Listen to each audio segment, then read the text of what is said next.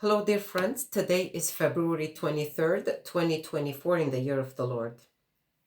I'm here today because I will share with you guys my experience, my visit to the Lord's courtroom.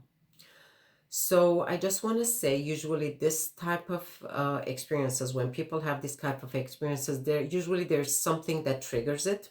And I just want to say that in my situation, what triggered this experience for me is the fact that that week I had a very, very big problem and issue with Bank of America. And I lost a lot of money from my account. Okay. They defrauded me. They lied to me and I lost money. And it was a very difficult time that I went to the Lord and I was asking him to give me justice, because obviously it's a very big, powerful bank, and I just did not know how to fight them.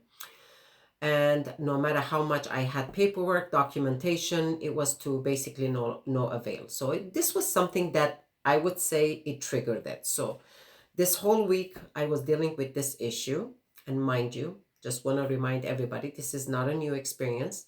Despite of the fact that we are witnessing currently all this corruption that it's coming to face, it's surfacing.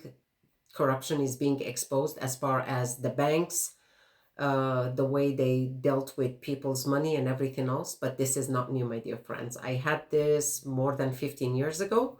So that was the beginning of my cue to go down the rabbit hole. And that's how everything started with me. So I kind of got exposed to the corruption of the banking and everything else from that time. But this is the situation. This is what occurred with me that triggered to my experience that I'm about to share with you guys. It was one of those nights within that week that I went to bed. And usually, just like anybody else, my thoughts were racing, but I managed to sleep. But the thing is, I'm actually usually a very light sleeper. So if anybody would, make any noise or they would turn on the light, I would wake up easily. So what happened is I heard the noise while I was sleeping. I heard the noise. So I actually wanted to open my eyes to see where that noise was coming from. But I could not open my eyes. My physical eyes, I wanted to open them, but I could not open them. But I'm hearing, there is a noise. Now, what happened is, because I am trying to see, I'm trying to open my physical eyes to see, and I couldn't open them. All of a sudden, just like somebody would put a movie on TV and they would sit down and watch, just like that, as if spiritually my eyes were open and I can see everything in my room. That's how my experiences started. I could literally see everything in my room. So now I'm like, okay, even then that I'm unable to see with my, open my eyes physically, but I could see everything. I was trying to focus to see where the noise was coming from. And I realized that it was coming from my kids' room, which was actually across to our room. So what happened is, kind of like, it shifted as if I'm watching a movie. The scene changed, and from my room, it just went into my kids' room, and I could see what's happening in my kids' room.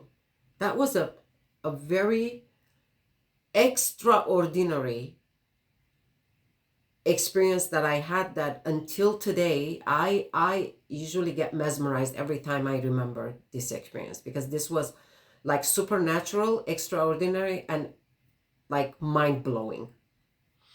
So now I am seeing in my kids' room, and I finally realized what's the noise. The noise is there is someone, which I don't even know if it's a human being, my dear friends, but I do know that it's someone standing on my son's head while he's sleeping in his bed.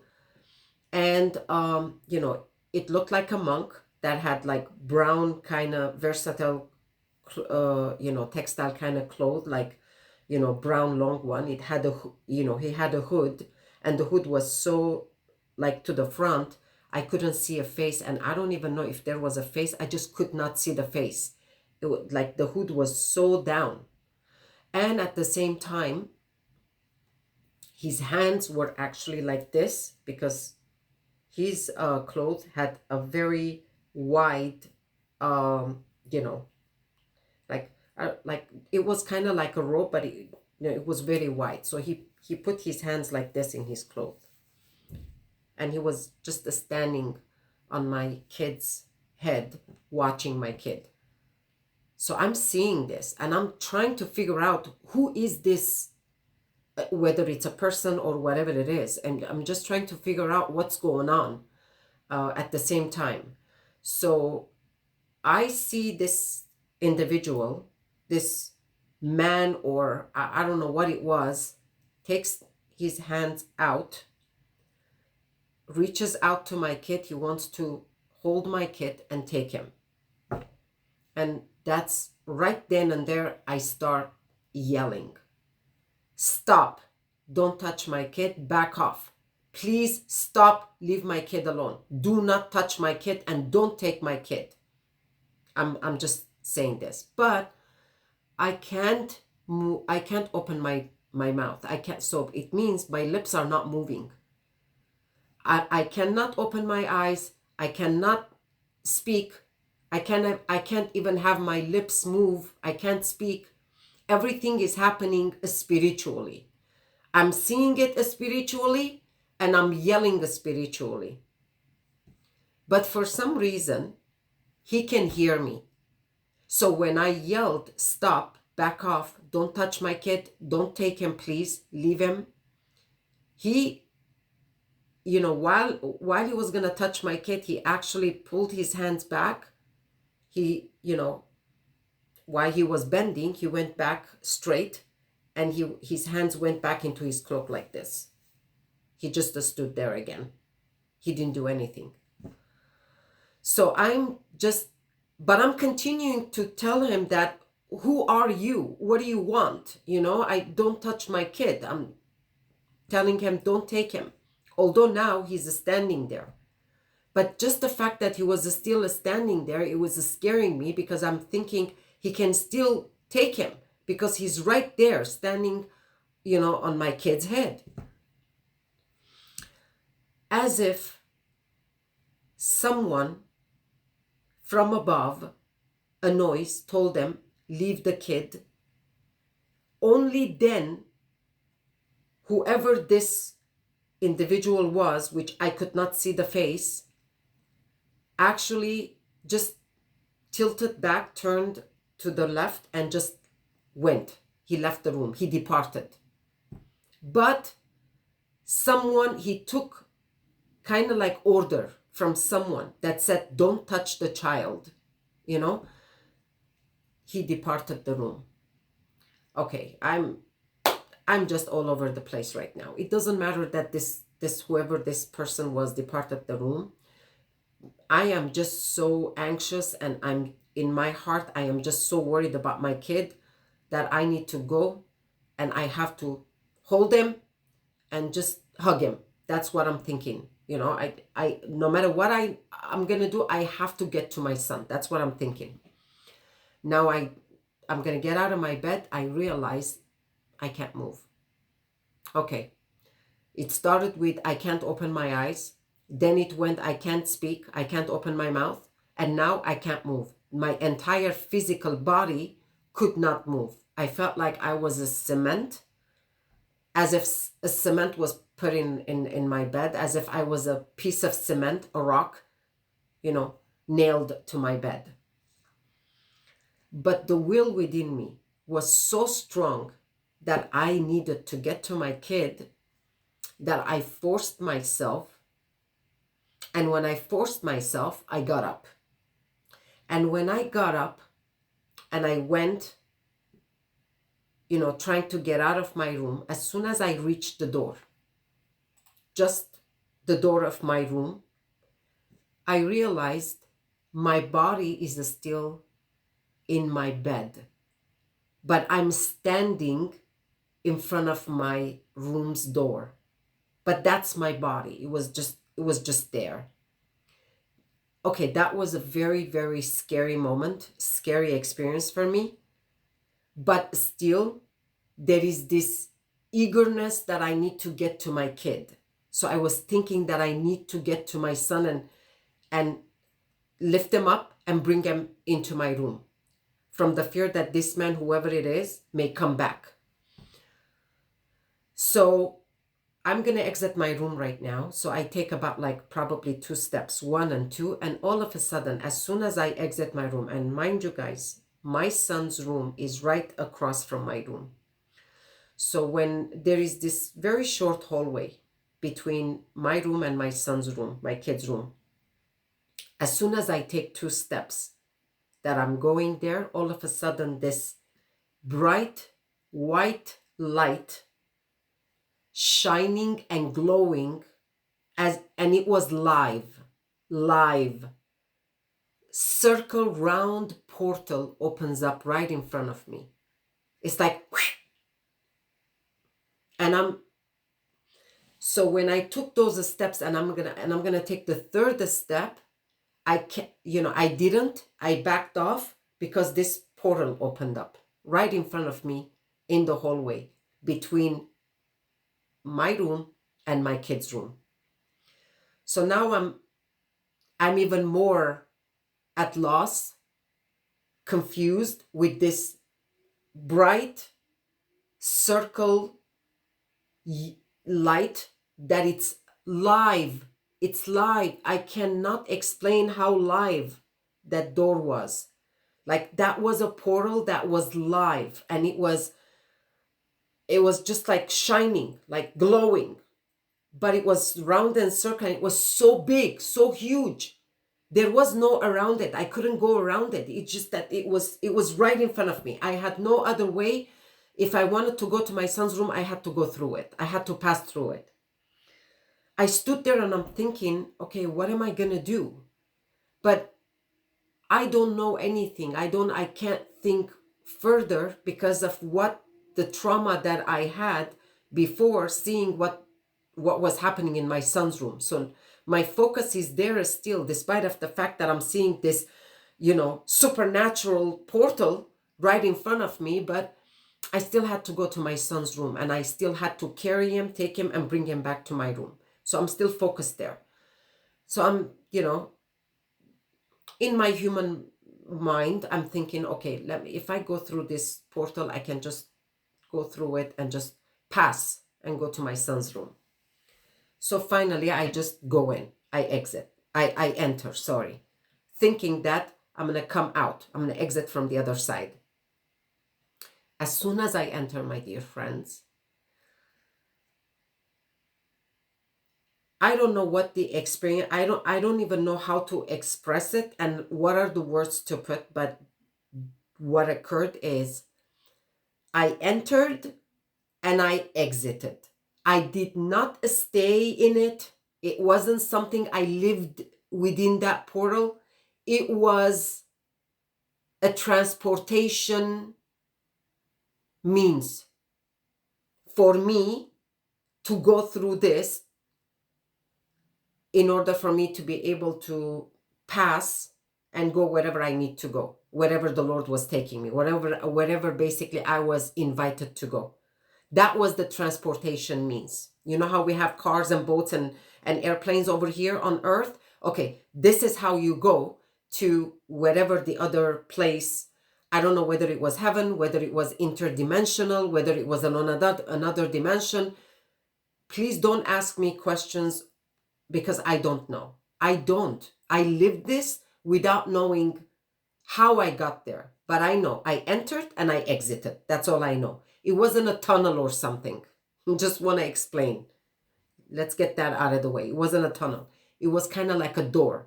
Enter and you exit. That's how it is. So I got in and I exited in this green pasture nature area. All trees, flowers, beautiful green pasture, all nature. Very peaceful, no humans, no buildings, no houses, nothing. It was total nature. From my own home, in my own home, which I live in the city, I'm in my home. There's this portal opens up like a gateway. I enter And then I exit and I find myself in this nature place. And as soon as I exited, hold right there, the portal closed. It closed. So even if I wanted to go back in, I couldn't because it closed right away. It kind of consumed itself and it disappeared. It's like, it's gone. I am just standing there and I'm like, what is this place? I'm questioning in my mind. What is this place? I'm asking the Lord, where am I? Is this real? Am I really living this? Is this really happening with me? And I start walking because I have no other choice. Until when am I going to stand there? Just there's nobody around, nobody, no humans, no buildings, nothing, not a city. So I started walking and walking and walking, and I'm just walking. But I was, a little bit more, I was just kind of like enjoying how beautiful and how peaceful the place was. I want to be honest, okay? But on the other hand, I was worried because of the experience that I had with my son, with my kid, whoever came to was going to take my kid, and I wanted to go back. But I was at the same time enjoying this beautiful view, and my mouth was dropped as much as it was beautiful. I was just watching around like what kind of a beautiful place it is, and I didn't know where I was. So when I walked and walked, and all of a sudden I see this from this far away. I see a place that looked like an open hall that had three walls, and the fourth wall is open, kind of like an, open hall room. And, whoever is in that place, I would say anybody who's coming from outside, from the nature, from this green pasture area, they would see it. That's because it's an open hall. But it had these three walls. It's just that it's open to this area where I was coming from. So what I do when I see that place, what I do is I walk there and I go and I enter. I enter there and I see a couple of people sitting in there. There were people there, but they were just sitting and waiting patiently, everybody. And nobody was talking to anybody, okay? So I am seeing all these chairs, at the wall, right side, left side, and this is the third wall that actually you can see outside. In the middle there is this king's chair, like a throne, golden throne chair, and on the side, the right side and the left side, there were like a small chairs where people would sit there. So I enter and I see people were sitting there, so I went and I actually picked a chair that was on the right side of the king's throne. Okay, so I sit there just like everybody else. So I'm sitting there too, because that's the only place that I actually saw a human being. Other than that, outside in that nature, the pasture area, no humans, no buildings, nothing. So I wanted to be around where there were people. So I just sat there too, just like everybody else. I'm just sitting and waiting and waiting. And we waited a while. So I have a lot of questions. I don't know where I am. And all of a sudden, on my on the left side of the king's throne, I would say, there is kind of like a curtain. The curtain opens up and Jesus walks in. He comes into the court. He walks in and, we're sitting there. He looks at us. He doesn't say anything.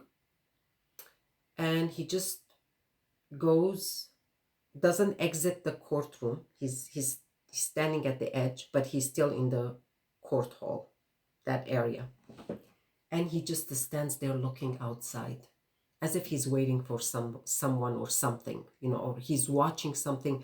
We don't know what he was doing, but I do know that he was looking, watching, waiting for something gonna happen. And we're watching him. And from afar, I see these horses, about maybe 10, 12, like a group of horses. They're coming towards us. But when they, as soon as they approach, I realized they were not horses, my dear friends. They had the body of the horse, but they had the face of ugly creatures like this.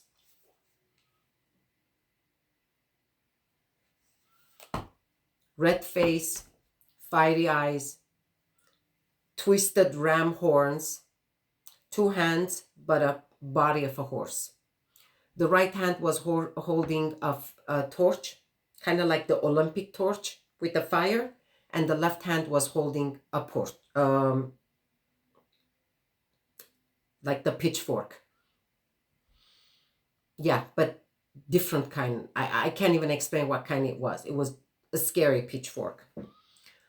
So they are coming at full force, like so fast. I think when I saw those faces and as close they got, my fear was, I was seized with fear because they looked so ugly. They looked so ugly, so scary.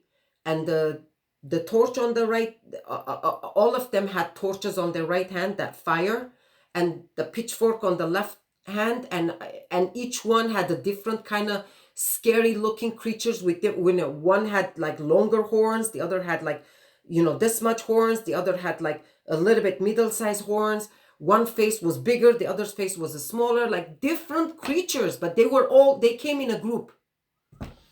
And the one who was leading them, I would say their leader, came, but stood with a little distance, as if I did not see any marks on the ground, but as if he knew exactly where to stand. He could not come close to the courtroom. He wasn't. He just could not pass that line. He came and he stood there, and all his minions with him, they stood behind him. So Jesus was standing at the edge of the courtroom, the open area, and he just starts accusing, the accuser of the brethren, how the Bible says the accuser of the brethren.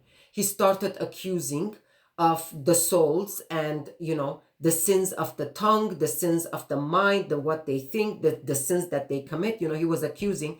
And then in the end, he says, so,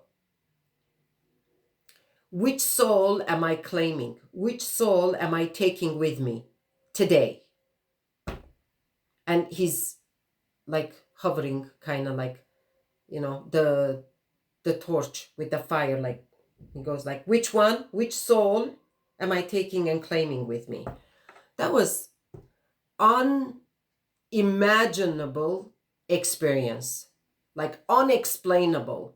But I don't even know how I'm saying it, but it was like the moment that when you're living that moment, I was thinking like, this is not real. I'm thinking in my thoughts, in my head, I'm thinking, this is not real.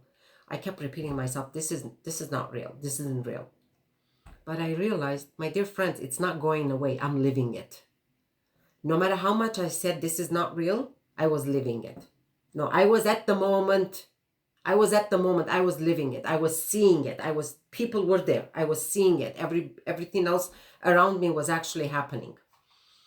So now that I realize, no, this is real. I'm living it, I'm talking to the Lord in my mind, and I'm saying, Lord, I hope I'm not one of those that you're going to give him, because, please don't give me to him. I don't want to go. I'm saying in my thoughts, I'm in my head, I'm thinking it, because nobody can speak other than the Lord and those creatures, the ugly demons. After he finished his accusations, accusing, and he wants to claim, one word came out of Jesus. That's about, like, it was like one sentence, and that was more than enough. It's like he put the final stamp on it, kind of like that. He just looked at him and said, he pointed his finger to him towards where he came from. Like let's say if he came from there, he's like, he pointed his finger and he kind of showed them his way back. And he said, I have no souls to give you. None. You can turn around and go back now. He gave him an order, stamped it right then and there. He closed the subject. Nothing further was spoken. No further exchanges took place. No further accusations went back and forth. And this devil creature with his minions, demons, turned around and they went right back where they came from. That's it. That was the end of the story. And Jesus, when he finished saying that, he came back and sat on his throne, his chair, his king's chair, the golden chair. He put his hands like this. And all I did is just turn to him, look at him. In my heart, I said, thank you, Lord. Thank you. Thank you. I'm thanking him. But as soon as I blinked like this, you know how they say in a blink of an eye for the rapture is going to occur? Blink. As soon as I blinked, I was back in my room. I was back in my room when I blinked like that. I was back. And when I was back, I was standing right there on my body and I entered back into my body. I just went back in. When I went back in, I felt two things. Number one, very bad, excruciating pain that no words can explain.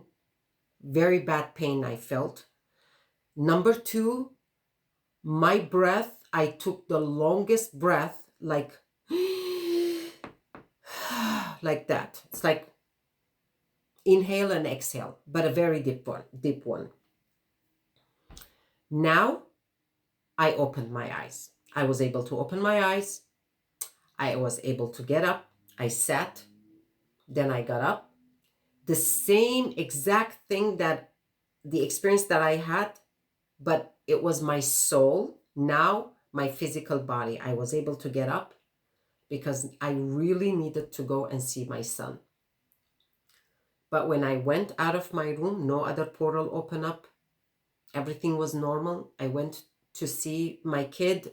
My kid was sleeping, very calm, peaceful.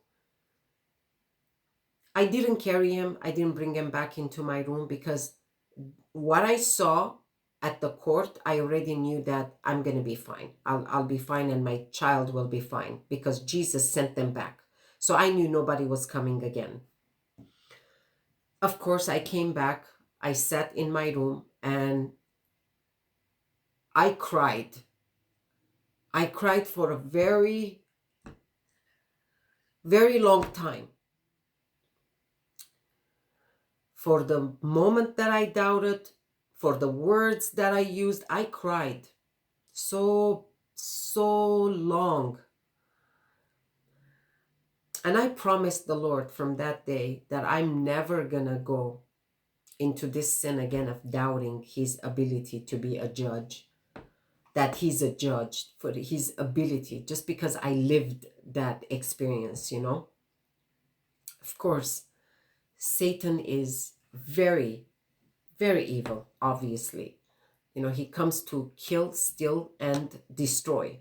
He's not going to come to give me a good experience. Obviously, the bad tribulation that I went to in my life triggered for me to actually be taken into the Lord's court. Few things I'd like to explain.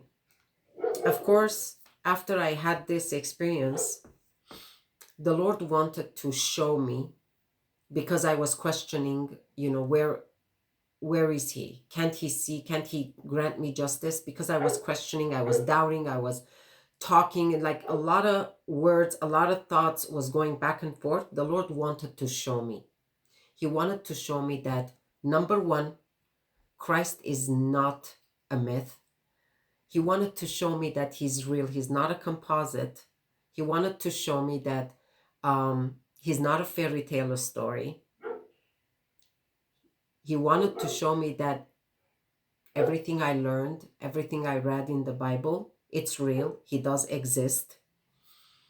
I lived it. I lived the experience of visiting his courtroom and seeing his word stamped, being the Lord of Lords and the King of Kings, how he sent them back. One word. I have no souls, like one statement only. I have no souls to give you.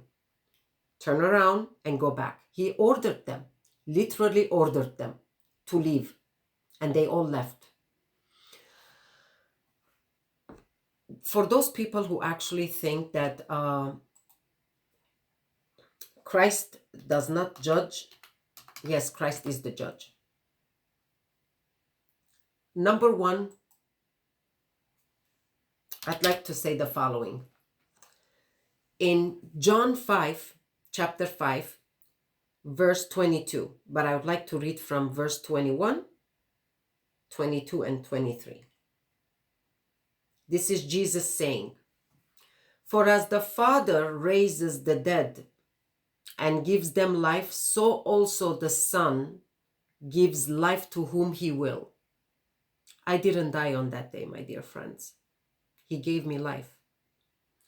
"For the Father," this is verse 22, "judges no one, but has given all judgment to the Son."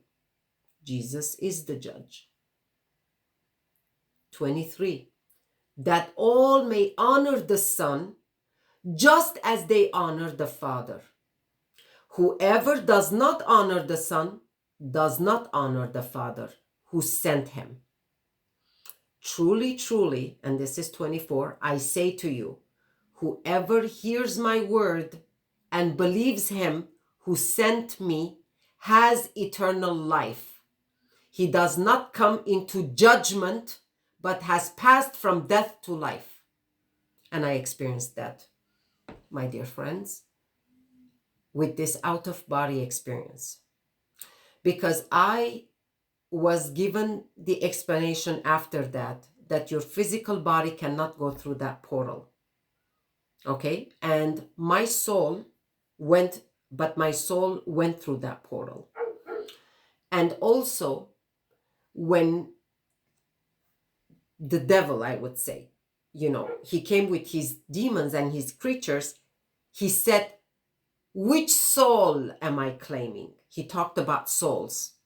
And Jesus said, "I have no one to give you." So, my dear friends, please keep this in your mind, that Jesus Christ is the judge. He's real. It's not a fairy tale story. All will go through that judgment. Blessed are those who actually, I feel very blessed that I experienced this. I just want to say this because I grew overnight and my life changed overnight. And I promised my Lord that I will never, ever sin like this again. And sure enough, so many years I kept my promise to him. And I did not sin like that because that was very much my real experience that I lived. And Jesus allowed me. He can do anything he wants. He can open 10 portals if he wants. He can take you from one portal to the other he wants. If he wants to take you to another dimension, he can take you to another dimension. Whatever he wants, he can do. He can do. He's the Lord. He's the King of glory. I feel very blessed to have this experience, and I feel even more blessed that he gave me the permission to share it with you guys. And I just want to say, please, my dear friends, please, it is real. It is very real. We are living at a time where our faith, our hope is being tested. Just like back then, my faith and my hope got tested. It's being tested. Our love is being tested. Let us be loving. Let us be humble. Let us put our differences aside. Let us forgive whatever differences we have, whoever hurt us. If the Lord knows how to forgive us, which he has done many times, we can also learn from him to forgive others. So I'm urging you guys, please, love one another just like our Lord loves us. For God so loved the world that he sent his only begotten Son, so that we may have life and have it more abundantly. Remember John 5, verse 21 to 24. Please. Until next time, my dear friends, as we come to the end of my video, I pray for the Lord to bless you and keep you. I pray for the Lord to turn his face towards you. I pray for the Lord to grant you his peace. Repent on a daily basis and ask the Lord to give you love in your hearts. Be blessed, my dear friends. For my upcoming videos, I'm actually going to share some of the mysteries of the kingdom of heaven as the Lord has shared with me.